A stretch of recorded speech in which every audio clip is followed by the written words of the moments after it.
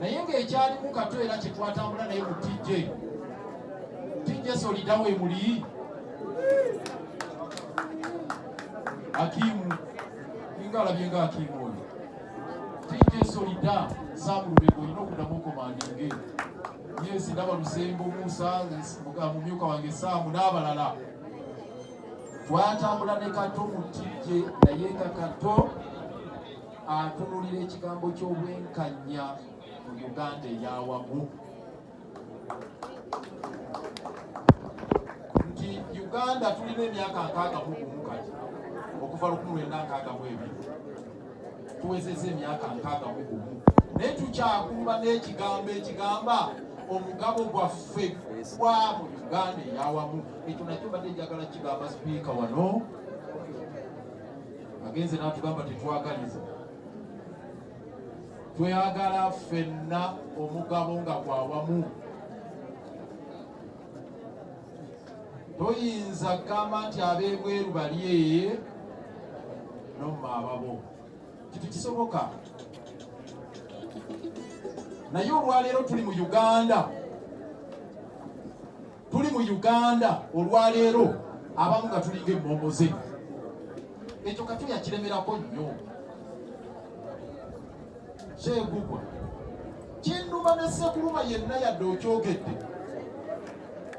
oli ambasada oli ki naye njagala okutegeeza sikakasa ononsonyiwa okukyogera sigenda nentuula ku sitewolo endamu neneebuuza nti naye obuyinza mulina wano kyekakuga ogambye ensi olina 7 naye nja kutuulayo eyo tonagendayo kankusabire obuyinza obenawo kankusabire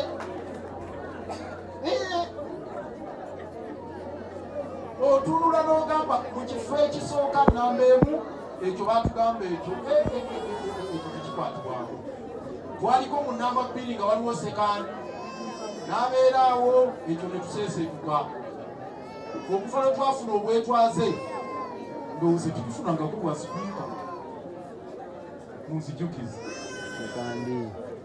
sekandi ye yali vice president era sipiika era President Museveni yasooka okubeera sipiika. Naye we tuyimiridde olwaleero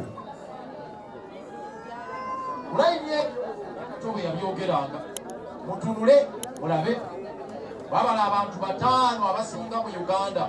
Namba 1 President, namba 2 Deputy Vice President, namba 3 Speaker, namba 4 Chief Justice, namba 5 Deputy Speaker. Uganda tennalabika wonna. Eyo Uganda mwetuli kutandikira kusise namuju ye munere waffe banange mulaba ensonga eno ekyo nakyo kyabyabufuzi wazze kungubaga kituufu batugambye twagalize era ndi mukungubaga. Kato yennyini bye yayogeranga nze nali ne Kato mu tijje bwe wali ludda wagamba twazze kungubaga wali ludda wanga tubonaabona ne Kato mu mbeera zonna namufuula memba wa parliament wali ludda wanga ntwala Kato mu parliament wali ludda wanga tulyatiya gasi nga Kato afuuka kyali balandiza kibaze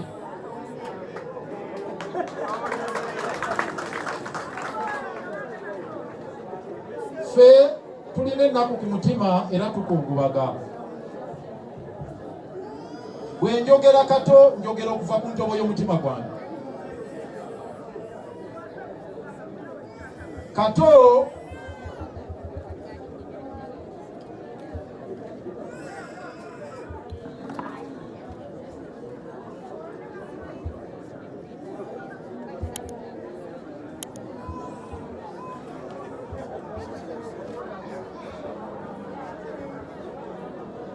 njagala ndowooza ebigambo kambikomyawo kubanga nabadde simanyi nti nja kutuuka ewa Kato njogere Kato byawulira ku mutima wabeerewo embeera endala. Ensi eno fetwakkiriza tujja kubeera mu buwambe ewa Kato mbadde manyi nja kufulirawo eddoboozi njogere ewalala sisobola kwogererayo Nendowooza nti bwe najja ewa Kato nja kujja mu bange bampulirize. Omukama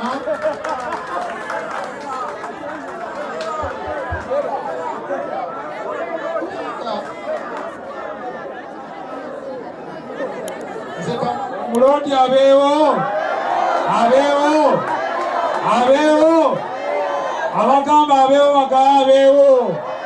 Kale ssebo Mulodi tambala ensonga zo, kino ekibuga kikyo baaba.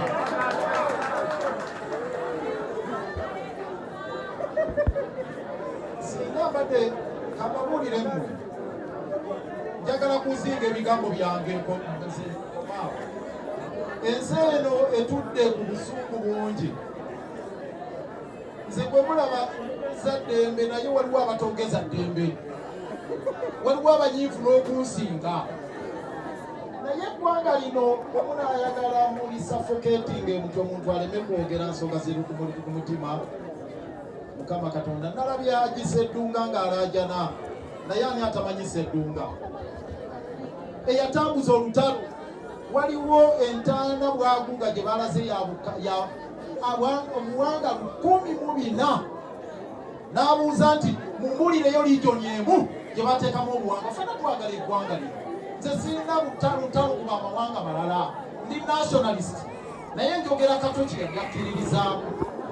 Olutalo olwalwanirwa wano tufunye obwenkanya mu ggwanga lyaffe, ekyo Kato kye yakkiririzaamu. Asibasa sirina gwe njagala kulumba, sirina gwe njagaliza, naye eggwanga mumanye nti ffenna tulinamu ki omugabo. Ate bano abasika ffe n'otwala n'okwata bano abaana obasibye okoze biki ebintu ebyo ebyengendereza. Kankomaawo naye nga sinava waggulu, munzikirize empeeyo olubugo lutono. Nga bwe nabagambye nti mu kitongole buli omu awa kusinziira ku buyinza bw'alina. Sipiika bw'abadde ava mu Parliament azze n'obukadde bumeka? 10. Nange obuyinza obutono bwe nnina bu City Hall at least nvuddeyo n'obukadde 2. Naye nga nkyagenda mu maaso n'okwongera okuzoganya munda ndabe nti zino zikyali ntono.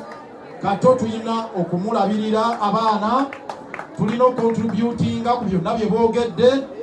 Sebo abe kitukakatako okulaba kitutambuza okuziika kwa Kato. Tugenda kukola kyonna ekisoboka, ate ne family kyonna ekinasoboka tubenga kuyambako. Kato wumula mirembe, Ssaabasajja Kabaka w'Abaganda. Omulodi abeewo.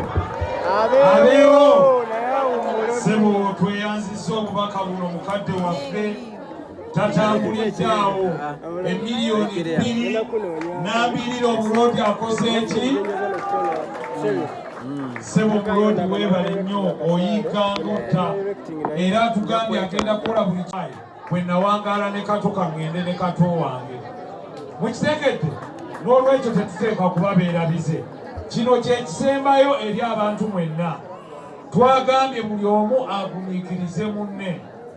Bw'oba owulira olina ekikunyize just keep quiet. But bw'oba owulira olina ky'oyagadde kikubire mu ngalo. Bwe banaakuwa omukisa gwe naawe yogera ekiki ekikola ki ekikusanyusa. And kambaddiremu, let me tell you, kino mbadde nkinyumyako ne Kato. Tetulina bantu bangi benkana Ssaalongo Erias Lukwago. He is a lawyer, musajja muyigirize, akubiddwa lw'abantu, anyigiriziddwa lw'abantu. Olwo singa yagala kugaaya mugaati, singa yakugaaya dda n'akola ki? Tuteekwa okwagala ebyaffe nga tukyabirina. Sebo wano kajjala, weeyagale nga bw'oyagala. Assalamu alaikum warahmatullahi wabarakatuh. Wa alaikum salaam. Bannaye